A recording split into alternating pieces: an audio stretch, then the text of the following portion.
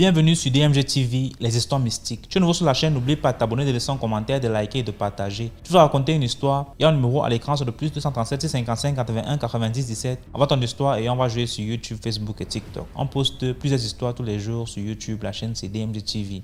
On a aussi une deuxième chaîne YouTube, on poste tous les 14 heures. La chaîne c'est DMG TV, histoire mystique exclusive.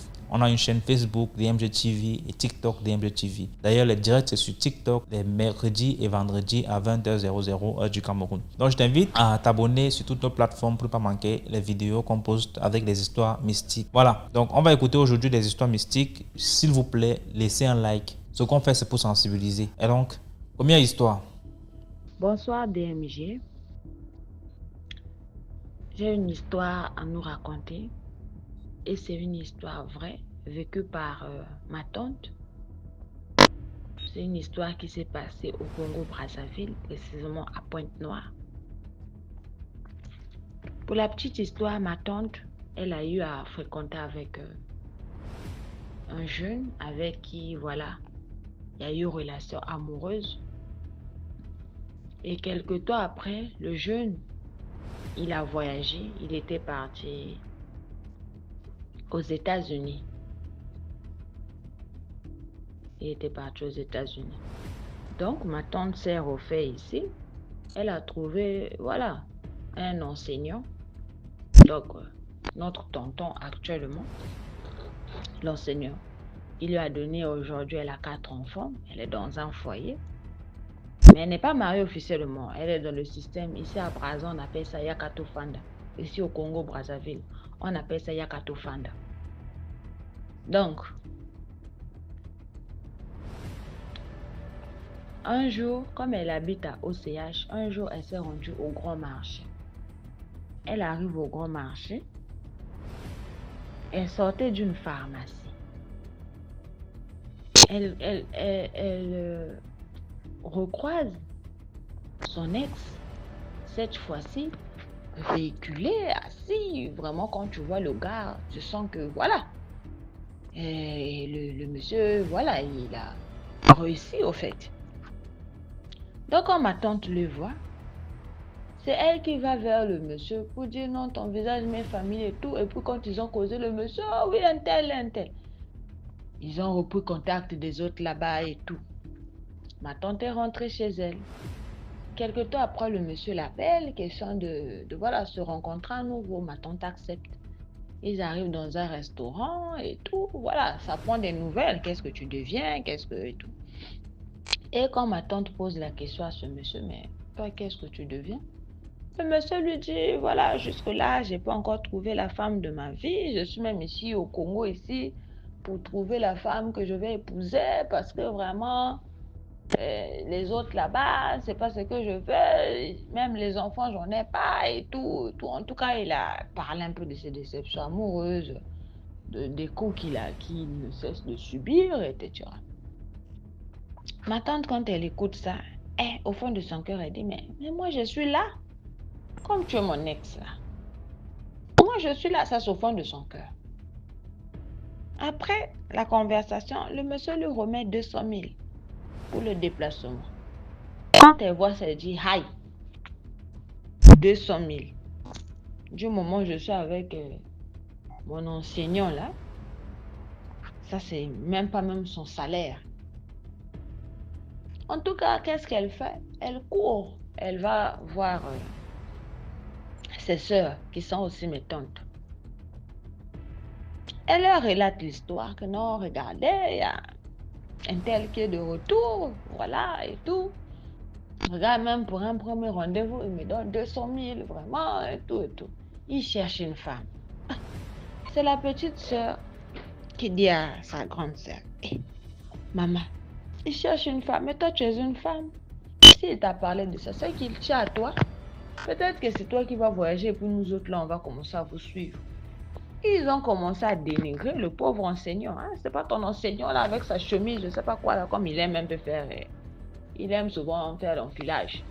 Et son enfilage là, il est toujours là. En tout cas, ses soeurs ont commencé à parler. Maman, lance-toi. 4 enfants n'est pas une fatalité. On peut lui laisser ses enfants ici et tout. Donc quand la famille dit ça, ses soeurs sont de son côté. Elle fait quoi? Elle continue à rencontrer ce monsieur, à accepter ses rendez-vous et tout, jusqu'à bim, le monsieur lui propose. Elle dit oui, il n'y a pas de souci. Donc, madame gérait maintenant 2 relations. Un avec son ex, un avec le papa de la maison. Quelque temps après, c'est l'ex qui lui dit, mais toi et moi, depuis qu'on se rencontre, voilà, on n'a jamais passé une nuit ou même une journée. Donc, toute une journée jusqu'à la nuit, on n'a jamais passé vraiment du temps ensemble et tout. Tu es toujours pressé pour aller chez toi et tout. Donc, moi, j'ai besoin de passer du temps avec toi. C'est là où madame va voir sa grande sœur. Que non, Yaya, regarde, il y a un tel qui veut passer du temps avec moi et tout. Mais j'ai besoin que tu puisses parler à mon mari, mentir un truc comme ça, voilà, il va permettre que je vienne faire des semaines, c'est tout. C'est là où ma tante, en fait, comme elle aussi c'est une tante pour moi, elle appelle le beau-frère. Elle dit non, tonton, vraiment, j'ai un souci ici, on a un problème ici, familial, vraiment, on a besoin de ta femme, hein, et tout. En tout cas, je ne sais pas ce qu'elle avait menti. Ce qu'elle est sûre, elle a menti, jusqu'elle a convaincu le gars pour une semaine. Le pauvre enseignant s'est dit, il n'y a pas de souci, vraiment, c'est ta soeur, hein, vous êtes vraiment du courage, je ne sais pas ce qu'elle avait menti. C'est là où ma tante fait son petit valise, sa petite valise là, allez voir. Elle va à Matende, chez la soeur. Jusqu'à même le beau-frère arrive là-bas sur le terrain. Tout le monde avait la même bouche. Donc, tout le monde parlait le même langage. Que vraiment, on a un souci de famille. Vraiment, je me souviens un peu trop, mais c'est que sur le mensonge là avait marché. Quelques temps après, c'est ma tante qui ramène le beau, non? Le beau-frère, le futur beau-frère. Le beau-frère arrive là-bas. Oh, il a déposé les boissons là-bas. Tout le monde était là. En tout cas, c'était la joie. Le véritable beau, c'est lui. Et la personne qui est venue enlever les gens de la souffrance, c'est lui. En tout cas, il y avait maintenant des bénédictions comme ça. Et une soirée, un jour, dans la soirée, il appelle sa femme, qui était devenue ma tante, en fait. Voilà, je peux dire son ex, parce que ma tante, il avait un mari déjà. Donc, il appelle sa copine, l'infidèle, pour dire, ouais, et tout, certes, on a passé des bons moments ensemble, mais j'ai encore besoin de passer une nuit. Comme, voilà, j'ai besoin de passer une nuit avec toi, qu'on puisse se promener et tout, on visite un peu la ville hein, et tout. Ma tante étant déjà habituée par rapport à ce genre de sortie avec elle, voilà, avec lui plutôt, elle n'a pas vu de mauvaises choses. Hein. Elle a pris son sac comme d'habitude, elle s'est habillée là-bas, elle s'est mise dans son 31 et tout. Boum! Déjà, même avant que le jour-là n'arrive, hein, l'ex avait pris ma tante pour aller le présenter chez une dame, disant que non, c'est sa tante. Et non, la femme qu'on ira demander la liste, c'est celle-là, en tout cas. Donc, seulement dans une semaine, là, ma tante déjà préparé un mariage. Seulement dans une semaine, là. Et ma tante étant convaincue de ça, déjà, la famille est en train de réfléchir comment faire vraiment pour aller prendre ses bagages, où on va l'épouser une bonne fois. Elle va aux États-Unis et puis on dit au monsieur, mais voilà, et tout. Donc tout le monde déjà réfléchissait comment faire. Parce que l'histoire était devenue tellement chaude. Donc seulement dans les une semaine là, avant... Non, c'était apparemment l'avant-dernier jour, parce que c'était un samedi. Donc le samedi, c'est le gars qui appelle, le vendredi soir, il appelle pour demander à ma tante, est-ce que demain, samedi, ils peuvent se voir à 18h, question d'aller dans des boîtes de nuit et autres, mouver un peu, ensuite dormir cette fois-ci ensemble, chez lui à Pita, là où il logeait, dans un appartement, là où il était. Est-ce que c'était possible? Ma tante dit vraiment, il n'y a pas de problème. Donc, c'est là où ma tante, parce que ma tante ne pouvait pas quitter chez sa soeur là-bas, sinon le monsieur pouvait trouver ça suspect, son mari de la maison. Donc, elle faisait des sorties, mais dormait chez sa petite soeur. Et ces jours-là, le gars dit non, tu dois découcher. Ma tante dit pas de problème. Qu'est-ce qui se passe? Ma tante prend son sac. Ce jour-là, elle avait mis son chapelet, voilà, comme elle est catholique, des petits trucs là et tout. Et ses trucs de beauté et autres. Ils sont partis dans des boîtes là, ils sont partis là. Donc en tout cas, c'était chaud. Ils sont partis dans plusieurs boîtes de nuit. Donc à un moment là, ils vont boire ici. Et après, ils vont se retrouver dans l'autre boîte. Et ils remarquaient que le monsieur ne cessait de regarder que l'heure. Elle maintenant se disait, bon, sûrement, le monsieur a un programme. Il a peut-être, voilà, autre chose à faire et tout. Bon. Mais elle ne s'inquiétait pas trop. À chaque fois. À un moment, là, maintenant, il dit au monsieur, ah, mais là, il est 23h45. C'est pas mieux qu'on rentre, on aille dormir demain, dimanche et tout. Moi, je dois rentrer chez ma petite soeur aux environs de 12h et tout. Tu connais ma situation. Le gars dit non, vraiment, on va rentrer, mais moi, j'ai un truc urgent, je dois faire. J'ai un rendez-vous. Il dit, mais un rendez-vous avec qui? Il dit, non, il faut patienter. En tout cas, quand il était maintenant 20h53, comme ils étaient non loin seulement de la côte sauvage, hein, pour ceux qui connaissent la côte sauvage à Pointe-Noire, à un moment, le monsieur dit, bon, rentrons dans le véhicule. Il a commencé à conduire, vive allure. Il est en train de conduire. À un moment, ma tante remarque, non, ils ont dépassé, comment on appelle ça? Ils ont dépassé la voie goudronnée. Cette fois-ci, ils sont maintenant dans le sable pour se rendre à la côte, donc dans l'eau là. Elle ne comprenait plus. Elle est. Mais papa, ou bien, parce que tu as bu ou tu as oublié, en tout cas, elle était maintenant paniquée. Elle dit, mais tu m'emmènes où? Le gars lui dit, ne parle pas, tais-toi seulement, moi j'ai un rendez-vous. Et tu as un rendez-vous avec qui? C'est là où le monsieur dépose sa voiture, il gare.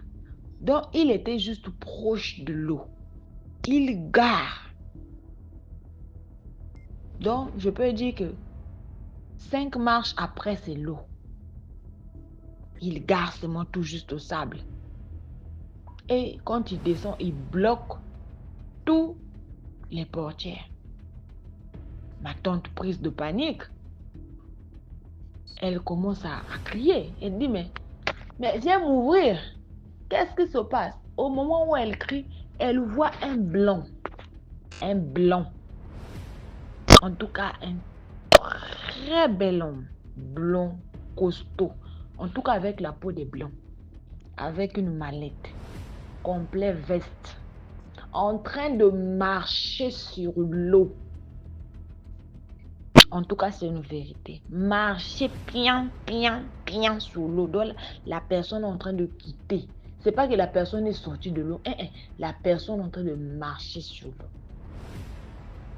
Et ce monsieur-là aussi, son ex-là aussi, il s'est levé. Donc, lui, il était comme devant. Et il était comme sur le sable.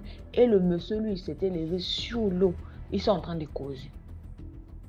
Donc maintenant, quand il causait avec le blanc là était comme un peu en colère. Donc à un moment là, le blanc de le parler, c'est comme s'il y avait, voilà, un échange pas bien. Ma tante là où elle était là-bas, elle a commencé à prier. Jésus-Christ, Guy-Émile, Sainte Marie.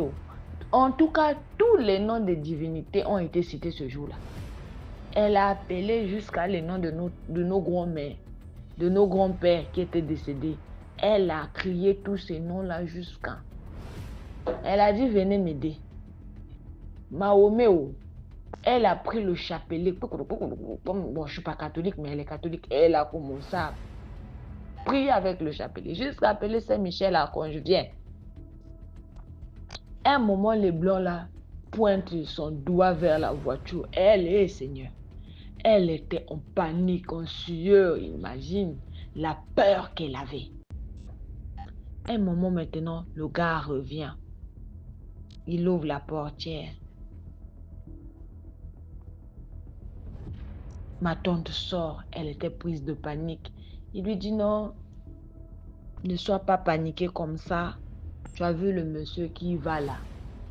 Là, le monsieur est maintenant loin. Elle a même dit, je ne sais pas comment il avait fait, mais je le voyais maintenant de loin.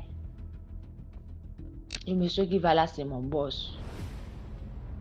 C'est mon boss. En tout cas, quand nous, on quitte souvent, on vient souvent au pays. Moi, surtout, moi, quand je viens ici au pays, si je ne suis pas à Brazza, quand je rate Brazzaville, je viens souvent ici à Pointe-Noire. Je propose aux femmes le mariage et par la suite, je les sacrifie. Il a dit oui, à Brazza, je fais ça aussi. À Pointe-Noire aussi. Donc toi, quand je t'ai rencontré, j'ai dit, bon, la voilà qui va passer à l'abattoir. En tout cas, on a failli te prendre ici, tu allais être esclave. Tu allais être esclave, malheureusement. Quand il a essayé de te voir là, il a dit non, non, non, non, pas toi. Pas toi, il t'a refusé. Et puis il dit à ma tante, non, monte dans la voiture, je vais aller t'accompagner. Ma tante a dit, aïe, vraiment, hein, je préfère marcher. Ma tante a marché du centre-ville jusqu'à Matende, à pied. Et c'est le dimanche là même qu'elle a pris ses bagages, elle est partie, elle est retournée chez son époux. Et jusqu'à aujourd'hui, l'histoire là est seulement restante, nous, de la famille. Merci beaucoup pour l'histoire. Maintenant, on passe à la deuxième histoire. Allô, bonjour et bonsoir à la grande famille DMG. Je dis ça parce que c'est par rapport à vos positions géographiques. Et mes salutations les plus respectueuses à toute la grande famille, aux, aux narrateurs, aux narratrices, à Sagesse d'épaule, à plus de bénédictions sur vous, à Philippe Crévé, bon, et j'en passe. Et aussi mes salutations, bien sûr, à nos frères et sœurs manois. Ils comprendront quand je dis ça. Aux manois. Parce qu'aujourd'hui, je vais un peu m'attarder sur le fait de sur l'histoire ou disons le témoignage d'une sœur de l'épisode 888. Elle disait comme ça que ce n'était pas une histoire mystique, mais c'était un témoignage qu'elle voulait faire. Mais figurez-vous, sœur ou grande sœur, je ne sais pas, que ce qui vous est arrivé à avouer, j'ai eu exactement la même chose, mais j'étais aussi tout petit. La même chose, je vous dis. Et tiens donc que nous aussi, nous sommes manois, c'est-à-dire nous venons de la région de Mans. Voilà. Et il s'est trouvé que chaque vacances, on allait à Abidjan. Parce que étant donné que les parents étaient divorcés, et à Mans vivaient là. Ils étaient tous là, à Mans en vent. Je vous ai déjà rencontré plusieurs histoires concernant ma ville natale et autres. Bon, le père, il allait à Abidjan parce qu'il a été affecté. La mère, elle est restée encore là. Et là, on allait à l'école et tout ça. Donc, souvent, les grandes vacances, ou quand les grandes sœurs prennent des congés et quittent Abidjan pour Mans. Et c'était vice-versa, où on se décide, on dit, bon, cette année, on va vers le père. On quitte Mans pour Abidjan. Et il se trouvait que on avait quitté Mans pour Abidjan. Et nous, je vais dire comme ça, les Léonidas, on aimait toujours voyager ensemble. Franchement, on aimait toujours voyager ensemble. La grande soeur est là, le petit là, celui qui suit est là. Jusqu'à moi, j'étais le dernier. Donc, je m'asseyais avec celle que j'appelais ma petite maman, c'était la plus grande. Donc, j'étais toujours avec elle, puisque maman disait, protège ton petit frère, veille sur lui. Comme j'étais le dernier, c'est elle qui veillait toujours sur moi. Donc, à chaque fois qu'on voyageait, j'étais toujours à côté. Moi, j'aimais ça parce que durant les voyages, on me gavait de nourriture. Parce que vous savez, quand les cas quittent peut-être la ville de Mans, on passe vers Diekoué, bon, je sais pas, je ne me rappelle plus, comme il y a vraiment bien longtemps, et on passe dans les villes limitrophes, et on s'arrête pour quelques minutes, juste pour faire la pause, quoi. Du coup, on profite de l'occasion pour pouvoir acheter ce qu'on veut, pour manger. Ceux qui vont faire la pause pipi, d'autres vont payer des choses. Il y a des vendeuses ambulantes qui sont là, qui vendent vraiment plein de choses. Donc moi, j'aimais beaucoup ça parce que je restais à côté de la grande sœur et elle achetait beaucoup de choses. Donc, je me gavais tellement de nourriture. Avant d'arriver, mais j'étais déjà trop rassasié. Ben, ce jour-là, on avait décidé de rentrer. L'aller, on l'a fait tous ensemble. Et on voyageait toujours les samedis. Voilà. La grande famille Léonidas, elle voyageait toujours les samedis. Et on était 7. Et quand on voyage, bon, la plus grande, elle est restée à Abidjan parce qu'elle travaillait. Mais après ça, l'autre, elle était, je crois, en ce moment, elle faisait quoi? On dirait elle faisait son. Oui, on dirait qu'elle faisait son. Excusez-moi si je fais une pause parce que j'ai réfléchi qu'elle faisait elle. La deuxième, elle faisait son stage, parce qu'elle devait sortir institutrice. Non, elle faisait son stage au CAFOP. Du coup, quand elle finissait, elle venait. Bon, voilà. Elle venait nous chercher et puis on allait tous à Abidjan. Tout ça, c'était vraiment intéressant. Donc, elle profitait de l'occasion pour voir aussi maman, quoi. Et puis ensuite, on s'est ramassés tous en bas à Abidjan. Donc, on avait fini. Elle devait venir maintenant venir nous redéposer. Voilà. Parce qu'elle faisait son stage à Daloa, dans le CAFOP de Daloa. Du coup, elle pouvait aussi aller à Mans avec nous et puis ensuite revenir à Daloa tranquillement. C'était vraiment trop bien. Donc, qu'est-ce qui s'est passé? C'est ça, non, CAFOP de Daloa? Oui, je crois. Donc, il y a tellement longtemps cette histoire-là. Donc, quand la sœur a rencontré l'histoire, ça m'est venu en tête. Elle n'est pas trop longue, du coup, je fais un peu de détails pour que vous compreniez. Alors, nous, on avait décidé de retourner parce que les vacances étaient finies. L'école allait commencer. On allait arriver à la gare. En ce moment, c'était à la gare de. Le car en ce temps-là s'appelait les 18 montagnes. Les manoirs seront. Connaisseurs connaissent les 18 montagnes, si je ne me trompe pas. C'est ça. Il y avait UTB, il y avait les 18 montagnes. Puis, je sais pas, il y avait quel genre de camps encore. Il y avait tellement de compagnies, mais dans le temps-là, ils n'étaient pas aussi beaucoup que ça. Alors, nous, on arrive à la gare. D'abord, on est arrivé un peu en retard, parce que vous savez que pour d'Abidjan à Mans, c'est vraiment une longue distance. Il faut venir très tôt pour arriver un peu plus tôt dans la ville de Mans. Sinon, si tu viens tard, tu vas arriver très tard avec, exactement comme la soeur a dit là. Ok, donc nous, on arrive, toute la famille. Voilà, c'est là-bas, on va acheter les billets. Et moi, comme d'habitude, le tout dernier, j'avais faim. Donc, on arrive, le mec, le vendeur du ticket nous dit que tiens, on était en ce moment, combien? Il y avait moi, il y avait les deux autres que je suivais, la grande sœur, le grand frère. On était 5. Non, on était 6. Voilà, la septième, qui est la plus grande, elle est restée à Abidjan, puisqu'elle est à Abidjan. Donc, on était 6. Et les 6, on aimait voyager en même temps, et tout en monopolisant, tu vois, les sièges là, deux par deux. Donc, on utilisait 3 sièges. Comme ça, on restait là et puis on bavardait souvent, on s'est passé la nourriture. Ou si tu as envie d'acheter quelque chose, je dis, je veux ça. Puis on achète, on partage. On aimait vraiment ça. C'était vraiment une bonne ambiance, quoi. Et à ma grande surprise, quand moi je suis arrivé, je raffolais vraiment des pains sucrés. Vous savez, les pains sucrés que faisaient les Ghanéens dans le temps, c'était vraiment du bon en le temps. Donc je raffolais vraiment de ça. Donc quand je suis arrivé à la gare, je regarde dans la gare, ce jour-là, il n'y avait pas de pain sucré. Donc je me suis mis à pleurer. Et il y avait un cas qui était là. Le cas vraiment, il avait une forme bizarre. J'ai dit à ma grande soeur, mais ce cas, il est bizarre. On dirait un cas de militaire, parce qu'il avait la tête d'un cas militaire. Vous voyez le bus militaire là. Comme ça, il était.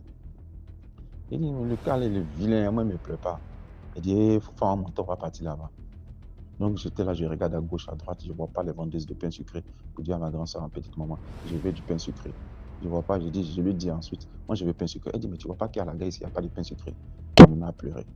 Donc, qu'est-ce qu'elle va faire pour éviter que je pleure? Je crois que j'avais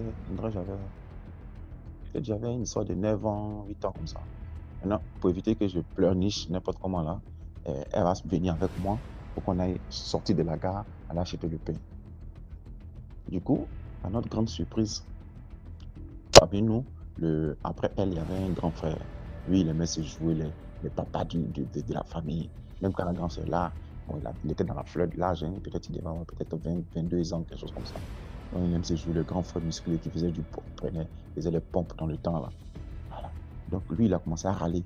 Oh, mais vous ne pouvez pas laisser payer comment? De toute façon, on va trouver son chemin. On va trouver son chemin. Et moi, j'ai pleurniché, ma grande sœur m'a dit, viens, on partit. Donc on sort de la gare. Au moins, sortir de la gare, quand on revient, pas le coxeur, le gars du billet dit, non, tiens, madame, qu'il reste 4 places. Nous, on était 6. Il restait que 4 places. Ça veut dire 2 sièges de 2. Bon, comme on a toujours l'habitude de voyager ensemble, on fait quoi? Mon grand frère dit, non, on va prendre les 4 places et puis vous venez avec le cas prochain. Elle dit, non, non, non, non, non. Attendons, ça coûte quoi d'attendre le prochain cas parce qu'il y a un cas qui était en train de changer. Il était là et c'était le prochain. Et lui, il était un peu plus bien joli là. Donc, moi, il dit à ma grande sœur, moi, je veux celui-là. Et donc, à ma grande surprise, dès que nous, on était en train de discuter à la musée, il y a 4 d'autres personnes qui sont venues, qui ont payé les places. Le cas a démarré, mon grand frère il était en boule, comme le disent les Ivoiriens. Il était en boule, en rogne même, tu sais. Il commençait à râler. Ouais, c'était sorti que lui veut partir vite, ça va arriver la nuit. Il commençait à râler. On s'est dit, mais attends, voilà le cas qui est là. Ça, on me dit, bon, qu'il y a la télévision dedans, tout ça là pour donc on pourra regarder. Il était fâché de façon là. Donc après, on a pris les 6 places qu'il fallait. Donc on a choisi les places juste derrière le chauffeur et autres. On est monté dedans et dit, la chose s'est passée exactement comme la maman l'a raconté là. Quand nous sommes sortis d'Abidjan, peut-être vers Djessabo, quelque chose comme ça là, parce que vers là-bas, la route est un peu bizarre. On a vu un attroupement de monde. Je ne sais pas pourquoi. Pourquoi il y a du monde comme ça qui était là. Donc ma grande soeur, nous, tout le monde disait, mais qu'est-ce qui s'est passé? C'est pas le cas commence à ralentir. Vous savez, c'est quand les fils, elle a commencé à ralentir. Et Dieu merci, il ne faisait pas encore nuit. C'est-à-dire, on entendait vers les 17h et autres là. Donc, à notre grande surprise,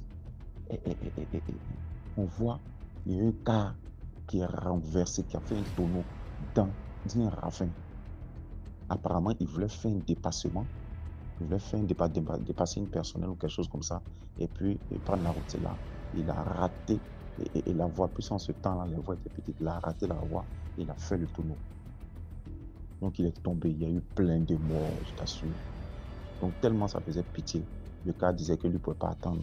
Il fallait qu'on parte parce qu'il y avait des soucis. Il y avait du monde qui était là. Les gens qui étaient venus essayer de tirer avant que les pompiers arrivent. Quand on a commencé à dépasser le cas, c'est là où on s'est rendu compte que c'est exactement le cas qu'on devait prendre avec la tête bizarre, comme je vous disais. C'était lui qui était dans le ravin. Je dis, on s'est regardé tous comme ça. Mon grand frère était là, nous tous on a tapé. Et quand on est arrivé maintenant, on a expliqué tout ça à notre maman. On a appelé notre papa pour nous dire, ils ont dit non, vous devez payer mouton parce que vraiment Dieu vous a sauvé. Qui sait? Quand je vous dis, chacun a un ange gardien auprès de lui. Même si un enfant fait des caprices, peut-être que c'est un sens. Et ce jour-là, je n'avais pas fait des caprices. Peut-être qu'il ne serait même pas l'entendre faire l'enregistrement vocal. Vous comprenez bien ce que je veux dire. Donc, ma soeur, l'épisode 888, ce qui t'est arrivé là, ça m'est arrivé aussi. Jusqu'aujourd'hui, peut-être que c'est pas, je sais pas, il fallait qu'on vive pour aider les autres. Voilà pourquoi Dieu nous a épargnés. Non, merci beaucoup. Merci beaucoup pour l'histoire. Maintenant, on passe à la troisième histoire. Commentez, likez, partagez. Salut DMG, comment vous allez? Vous allez bien? Ça fait super longtemps. Je n'ai pas envoyé de message, mais je vous écoute tout le temps. Je salue l'équipe DMG, toute la famille DMG TV. Commentez, likez, partagez. DMG, j'ai une petite histoire à raconter. Je viens d'écouter une histoire aujourd'hui et je me suis rappelé d'une histoire que j'ai vécue en 2020. En 2020, j'avais aussi un ami d'enfance qui n'était pas ivoirien, mais nous avons grandi dans le même village. Donc, du coup, la plupart du temps, chaque année, on décidait de se voir, de se rencontrer, fêter les fêtes de fin d'année. Parce que moi, je n'étais plus au village, mais lui, il était toujours dans mon village. Mais il avait loué une maison et autres. Et l'ami en question, c'était du fait que, comme ses parents n'avaient pas les moyens et autres, et son père est décédé tôt, et étant l'aîné de la famille, arrivant à terminer l'école, de laisser les études et se débrouiller pour... comment on appelle ça même, se trouver un petit boulot, question de pouvoir subvenir aux besoins de sa mère ainsi que de ses petits frères et sœurs. Donc, du coup, le jeune, c'est ce qu'il faisait. Après le bac, il a décidé d'être vitrier. Et donc, il est devenu vitrier. Et il faut dire que la télé où il faisait la formation n'était pas loin du quartier de sa maman. Et il a même fait dans la même commune d'où il habitait d'où il habitait. Parce que c'était dans la même commune que mes grands-parents. Toujours dans le même village, en fait. Et donc, du coup, le jeune, il continuait sa vie. Et chaque année, comme je l'ai dit, on essayait de se voir, de se rencontrer, de fêter les fêtes de fin d'année. Et donc, en 2020, le 31 décembre 2020, on avait décidé de se rencontrer et de fêter comme toutes les années précédentes. Donc, du coup, mon frère et moi, j'étais parti faire mes ongles parce qu'on avait parlé en avance. On avait créé un groupe où on se parlait. On avait parlé en avance, on devait se rencontrer. Et mon frère et moi, on devait finir de faire la messe sur Abidjan et prendre comment on appelle ça, le taxi ou le gbaka. Pour le gbaka, c'est un transport commun à Abidjan, en Côte d'Ivoire. Et donc, prendre le taxi pour aller sur Songon, parce que c'est là. Donc, du coup, on a causé tout et tout. Mon frère et moi, on devait faire la messe et après ça, prendre le taxi et parti. Donc, je suis partie. Il faut aussi dire que ce jour-là, la veille, le 30 décembre, j'avais perdu ma tante. Donc, du coup, j'étais un peu vraiment submergée, mais ça allait. Donc, du coup, j'étais partie faire mes ongles. Je pars, je fais mes ongles, j'étais sur la coiffeuse et mon frère m'appelle. Mon frère me dit, je lui dis, je suis chez la coiffeuse. Il me dit, rentre maintenant à la maison, j'ai jamais besoin de toi. Moi, je prends la route, je rentre chez moi. Et mon frère me dit, on vient de l'annoncer du fait que notre ami est décédé. Parce que c'est mon ami d'enfance, mais aussi, c'est devenu aussi un ami à mon petit frère. Je lui dis, mais comment est-ce que l'ami est décédé? Il me dit, voici ça, voici ça. Donc, du coup, qu'est-ce que mon frère et moi on fait? On prend le taxi. D'abord, on appelle nos grands-parents qui nous confirment que c'est exactement ça, que le jeune est décédé. Mon frère et moi, nous prenons le taxi. On part, on arrive à Songon. Donc, lorsqu'on arrive à Songon, on pose la question. Et c'est là que, sur le lieu de l'accident, on nous explique, nous disant que le jeune a eu un accident et autres. Et c'est quelqu'un de proche qui nous dit que non, le monsieur avec qui le jeune a eu un accident, c'était le client, parce que c'est la maman du jeune tenait un cabaret de boissons, les boissons fortes frélatées du pays de l'Afrique, là. Est-ce que sa maman vendait? Donc, du coup, le jeune, il était parti, il a acheté un poulet et les trucs pour le 1er janvier pour que sa maman fasse la cuisine. Il est parti remettre à sa maman, parce que c'est ce qu'il nous avait dit aussi dans le groupe, qu'il partait remettre des trucs à sa mère, parce qu'il savait qu'il n'allait pas avoir le temps le 1er janvier. Donc, il prend le truc, il remet à sa mère, il prend les choses, il remet à sa mère tous les achats qu'il a fait. Au retour, en ressortant du cabaret de sa maman, il essaie de prendre un gbaka. Et comme ce sont les fêtes, pour avoir le transport, c'était vraiment compliqué. Et il voit un client de sa maman et en même temps un ami de sa mère qui a une moto. Le monsieur lui dit, je te prends, je te dépose devant. Le jeune dit, ok, il n'y a pas de problème. Mais le monsieur lui dit, je te prends, je te dépose devant, mais je n'arrive pas jusqu'à ton secteur. Je te prends, je te dépose devant. Question, peut-être du fait que les gbaka vont être libérés un peu devant, jusqu'à ce qu'on arrive devant, tu auras un gbaka pour rentrer. Le jeune dit, ok, il n'y a pas de problème. Ils prennent sur la moto, le monsieur même dépasse où il a prévu de poser le jeune. Le jeune se dit, ok, il n'y a pas de problème. Sûrement qu'il ne va pas me déposer jusqu'à mon secteur. Et arrivé sur un pont, il y a un pont dans mon village, il faut dire que le pont, il est super dangereux. Il faut arriver sur le pont là, le jeune était sur la moto et un gros camion venait. Et le jeune était derrière.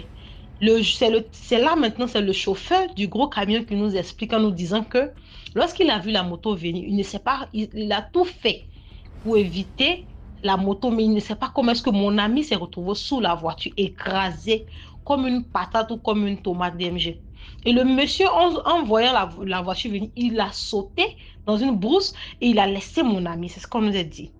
Il nous a laissé mon ami et c'est comme ça que mon ami est décédé. C'est comme ça que mon ami est décédé de DMG. Donc le jeune il est décédé. Nous avons décidé, ses parents ont décidé de l'enterrer parce que c'était un jeune Togolais et on ne pouvait pas retourner son corps au pays puisque son papa est décédé en Côte d'Ivoire. Et il faut dire que dans mon village là, on offre des places pour des étrangers pour qu'on puisse les enterrer lorsqu'ils n'ont pas la possibilité de retourner au pays. Donc la famille du jeune a décidé d'enterrer le jeune en Côte d'Ivoire. Et donc, le jeune, le jour de ses funérailles, moi j'étais là, le jour de sa veillée et autres, les parents togolais ont décidé de mettre une lame et une boîte d'allumettes dans le cercueil du jeune. Et deuxième, je reviens en arrière. Le jeune, lorsqu'il est décédé, le monsieur qui l'avait pris sur la moto, c'est sa mère qui nous dit, c'est le monsieur qui a appelé la mère du jeune pour lui dire, ton enfant a fait un accident, ton enfant est décédé. Et depuis ce jour, on n'a plus jamais revu le monsieur DMG. Donc, je reviens à la veillée. Le jour de la veillée, lorsqu'on voulait partir, après la veillée, on voulait partir l'enterrer, ses parents ont mis une boîte d'allumettes ainsi qu'une lame dans son cercueil. Et ses parents ont parlé en lui disant que si tu es mort d'une mort naturelle, ok, pars et repose en paix. Mais si tu es mort et que c'est quelqu'un d'autre qui t'a tué, pars et reviens faire ton travail. DMG, c'est comme ça qu'on a enterré mon ami. Faut dire que le jeune a perturbé ses amis au village parce que c'était pas son temps, c'est ce qu'on nous a dit, c'était pas l'heure à laquelle il devait mourir. Il avait juste 25 ans. Juste 25 ans. 25 ans, 24 ans. Et le jeune partait à la porte de ses amis parce que mes grands-parents habitaient dans un campement et le jeune était dans le même campement qui louait la maison et mes grands-parents. Donc du coup, les jeunes du campement avec qui il marchait là, ce sont eux qui venaient dire que le jeune là venait taper à la porte, il venait pleurer. Et son voisin, la chambre qu'il louait, son voisin nous a dit que sa chambre, il avait comme l'impression que lorsque le jeune est décédé, chaque soir, quelqu'un venait s'asseoir, quelqu'un venait pleurer dans la maison, quelqu'un venait faire des bruits. Et le monsieur, je vous dis, le monsieur, il a disparu. En recherchant, cherchant, la maman du jeune a retrouvé la famille du monsieur. La femme du monsieur lui dit qu'elle ne sait pas, mais son mari est retourné au pays. Donc, son mari est retourné au pays. Excusez-moi pour les Burkinabés, mais le monsieur est retourné au Burkina. Et donc, le monsieur, lorsqu'il est retourné au Burkina, et après ce qu'on a encore appris, est que lorsque le monsieur est retourné au Burkina, le jeune a perturbé le monsieur. Le monsieur se retrouvait, il pleurait partout, qu'il voit le feu, il voit quelqu'un en train de mettre le feu sous ses pieds, il voit quelqu'un en train de le chicoter ou bien quelqu'un en train de le déchirer avec une lame, jusqu'à ce que le monsieur décède.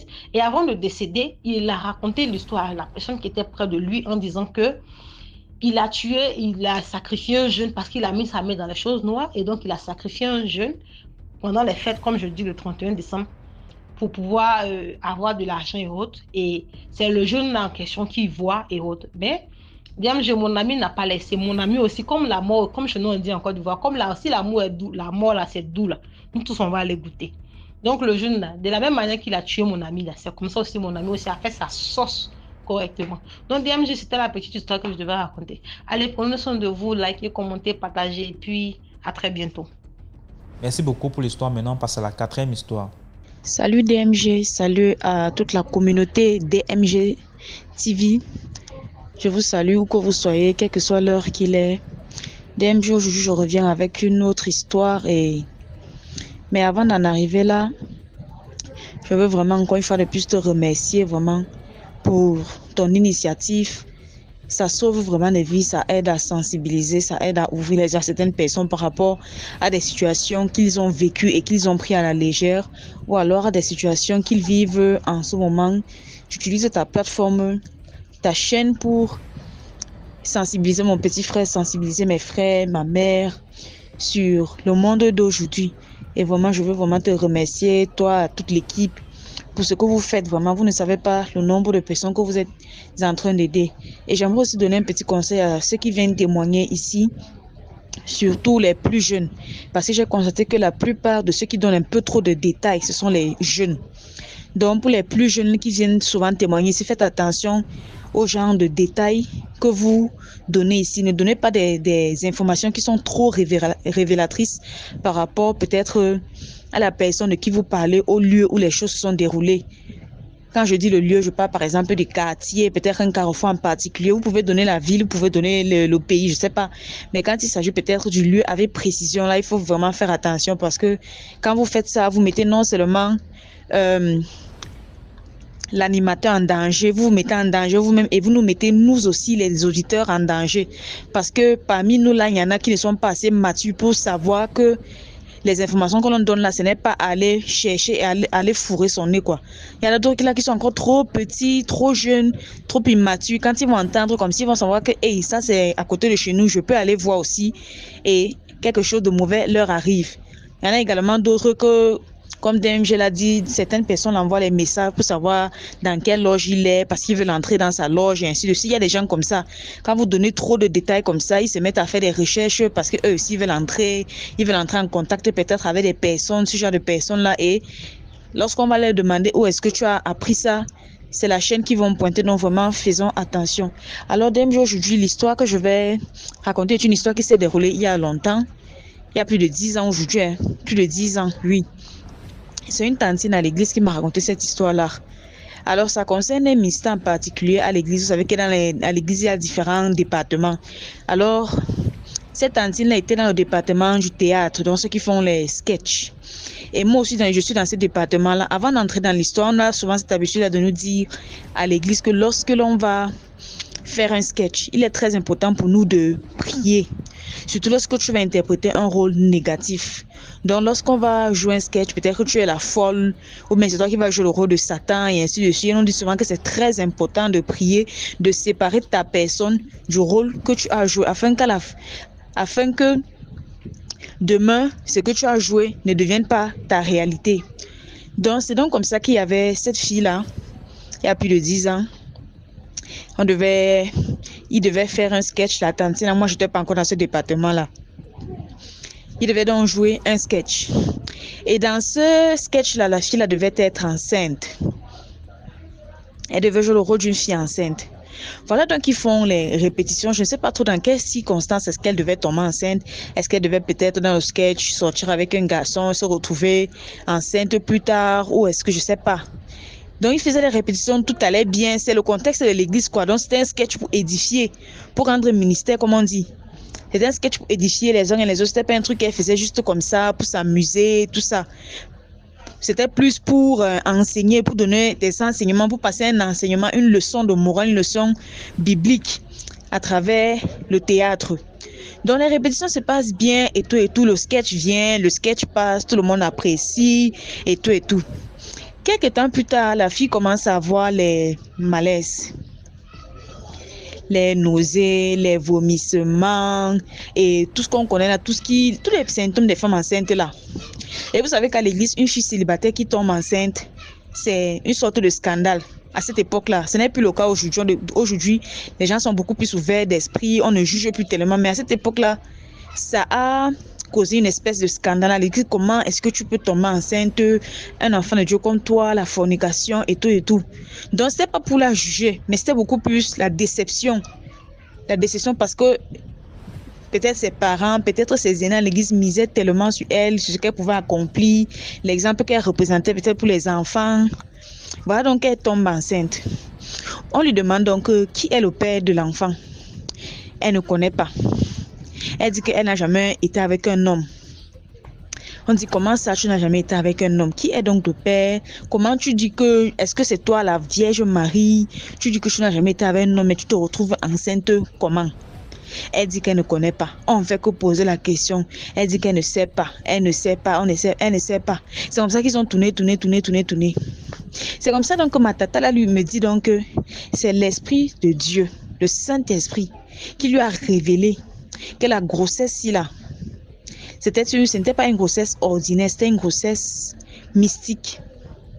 Parce que bien plus tard, ils ont fait les examens gynécologiques qui ont prouvé que la fille là était toujours vierge.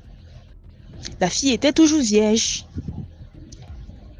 C'est l'Esprit Saint qui révèle à ma tantine que la fille est en train de vous dire la vérité. Elle n'a jamais été avec un homme. La grossesse là est mystique. Et c'est là qu'elle en parle à aux anciens.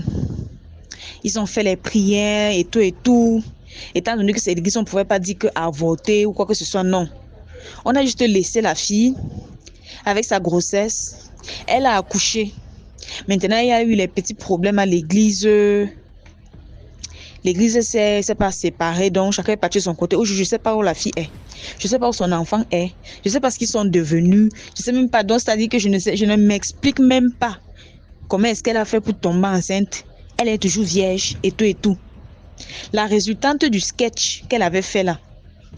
Parce que dans ce sketch-là, elle jouait un rôle négatif. Elle était tombée enceinte et tout, avec la fornication et tout ça.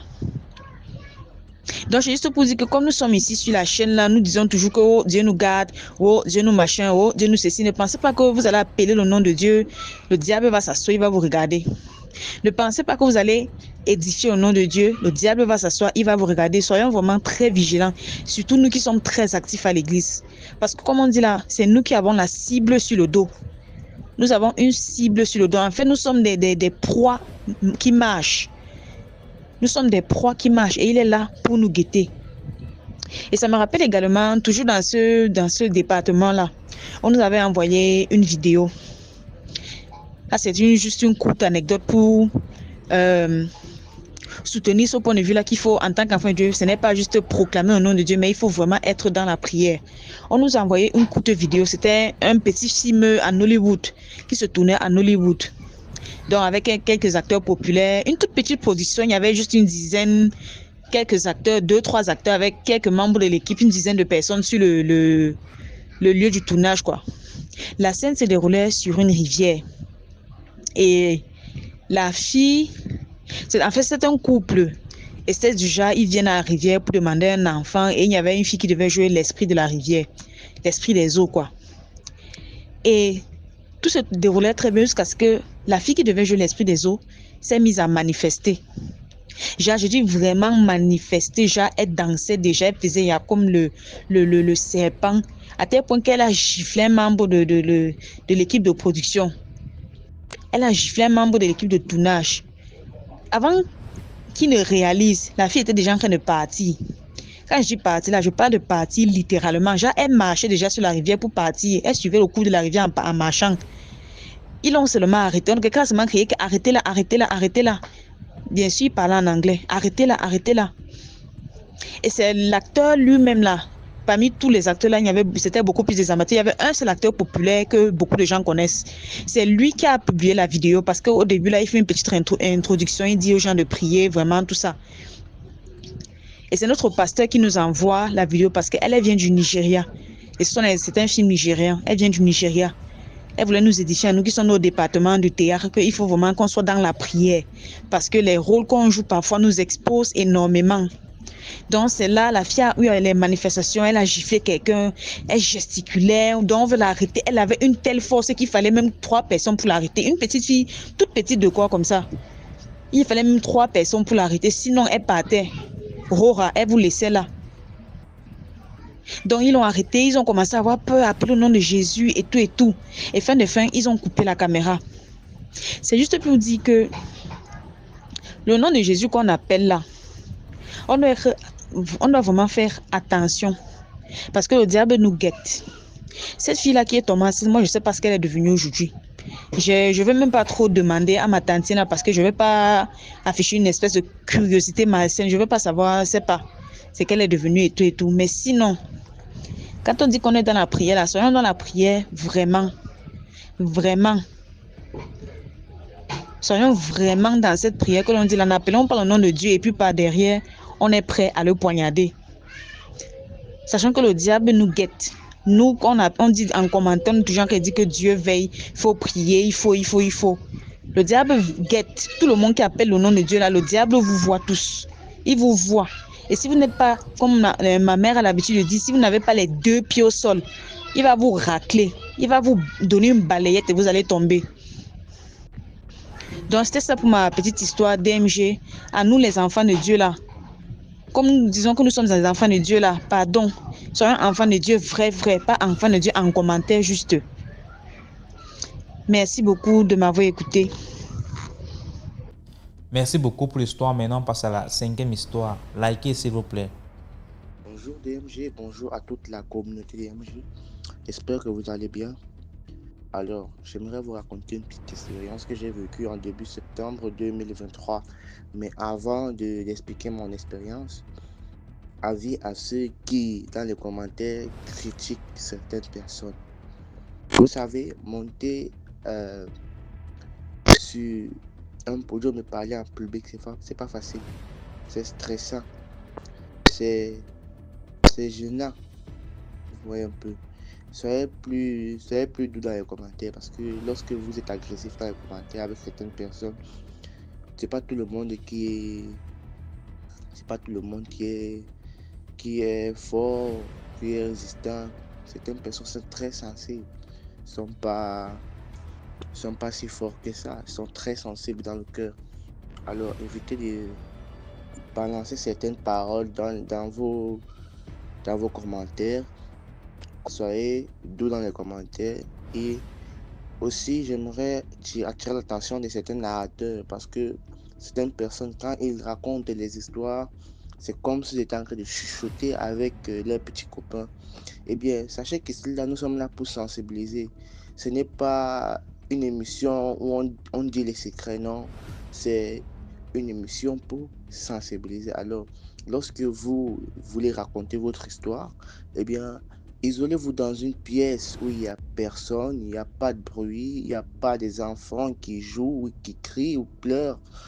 Isolez-vous dans un endroit où vous savez que vous n'allez pas être dérangé. Racontez votre histoire.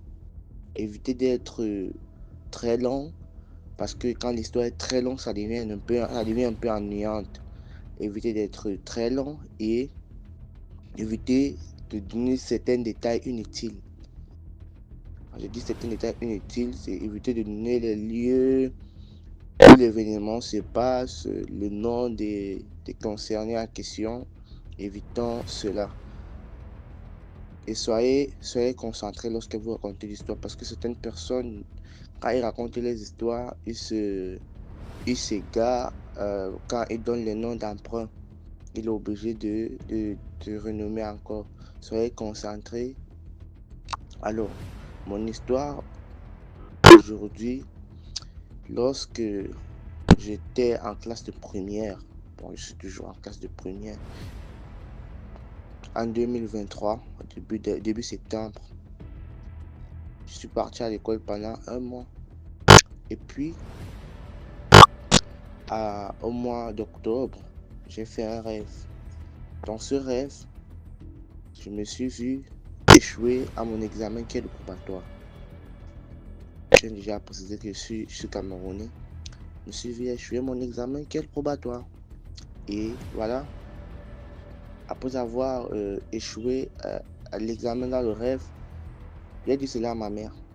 Ma mère m'a dit que si je n'étais pas concentré à l'école, eh bien, je devais échouer. Et bien voilà, les mois sont passés et puis j'ai composé l'examen. Et après avoir composé mon examen, le jour de la proclamation des résultats, eh bien, j'ai pas eu mon examen. Et dans le rêve, il était que ma voisine avait eu son examen. Il n'y avait que moi et un des petits frères au quartier qui n'avons pas eu notre examen. Eh bien, le jour de la proclamation des résultats, aucun de nous au quartier n'avons eu l'examen. Nous tous, on a redoublé. Alors, c'est pour attirer votre attention ici sur certains rêves qu'on fait. Les rêves ne sont pas que des simples rêves. Les rêves sont les moyens de communication de Dieu. Dieu nous envoie les rêves pour nous montrer certaines choses, certaines réalités. Alors nous devons prendre cela en considération, nous ne devons pas les négliger, nous devons prendre cela en considération. Car certains rêves sont des messages qui nous avertissent, pour nous avertir à ce qui va nous arriver, à voir si on peut l'éviter ou on va sauf que l'assumer parce que la volonté humaine ne peut rien face au destin. Alors, c'était l'histoire que je tenais à partager avec la grande famille DMG. Surtout, abonnez-vous.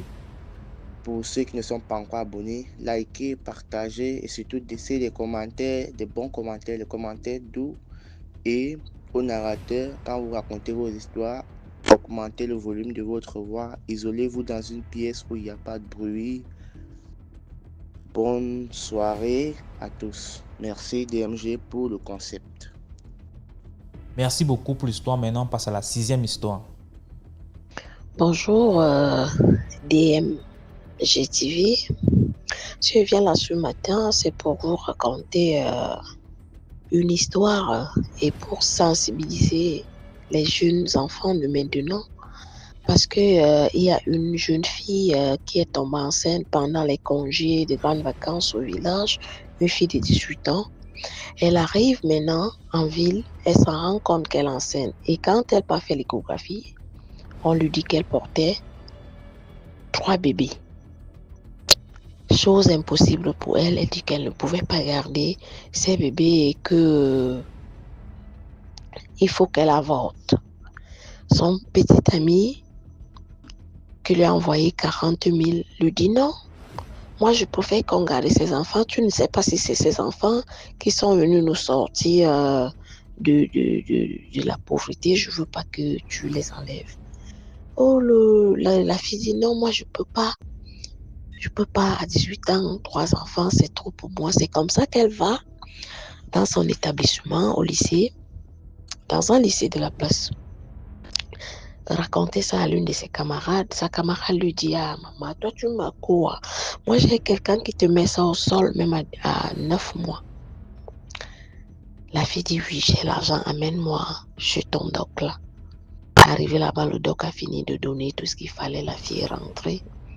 Et c'était une petite fille timide, excusez-moi, timide qui ne disait rien. Elle était renfermée, quoi. Et comme ça qu'elle rentre, elle commence à se sentir mal. Elle ne dit pas à sa grande sœur, elle habitait avec sa grande sœur. En fait, c'est une fille, c'était une petite fille du genre que leur maman est partie en mariage chez un monsieur qui s'est marié et sa femme est décédée et le papa là, avait déjà des grands enfants, donc l'un de ses grands frères était en France et elle vivait chez l'une de ses grandes sœurs dans la ville. C'est comme ça que la fille décide de ne pas accoucher. Elle dit ok, moi je préfère avorter. Elle commence à avoir mal. Sa grande sœur lui demande que tu as quoi? Elle dit qu'elle a mal à la dent. Sa grande sœur lui demande d'aller payer des ébus. Elle boit des ébus. Elle continue à saigner. Elle ne dit pas à sa grande sœur. Là voilà au couloir. Sa grande sœur lui demande que tu fais quoi au couloir? Elle dit à sa grande sœur que non, j'ai des règles douloureuses. Sa grande sœur lui pose la question que mais depuis quand tu saignes, tu ne me tiens pas informé. C'est moi qui te paye des serviettes hygiéniques. Comment tu peux saigner sans me dire? Sa grande sœur laisse. Bref, le soir, dans la nuit, la douleur était déjà intense. Cette petite fille, elle a commencé à pousser ses enfants. Elle les a poussés jusqu'à les 3 bébés sont sortis. Et la fille s'est vidée. Dans la chambre, elle dormait avec une petite fille de 11 ans. La fille s'est vidée. Finalement, quand elle s'est vidée, elle voulait se lever. C'est comme ça qu'elle s'écroule. Sa grande sœur est couchée au salon. Sa grande sœur entend boum. Elle se demande que mais il y a quoi? Alice, il y a quoi? Arrivé là-bas, c'est comme ça que sa grande sœur constate que elle était même déjà en train de baver. Elle appelle donc son grand frère qui est au Cameroun, qui vient vite. Je ne sais pas ce qui se passe avec notre petite sœur ici. Ils l'ont amenée à l'hôpital, arrivée à l'hôpital. La fille est décédée. Mais avant d'aller à l'hôpital, elle a demandé à sa grande sœur de prendre un numéro qui était dans son sac de classe. C'est comme ça qu'ils finissent donc de pleurer, mettre le corps à la morgue. Le grand frère dit, mais le numéro qu'elle a demandé là, que tu prennes, essaye un peu d'appeler. C'est comme ça qu'elle appelle. Le docteur demande que, tu viens déjà me donner le reste de mon argent. La grande sœur aussi dit, oui. Okay. C'est comme ça qu'ils ont récupéré le doc, récupéré le gars, récupéré tout le monde. C'était une histoire triste.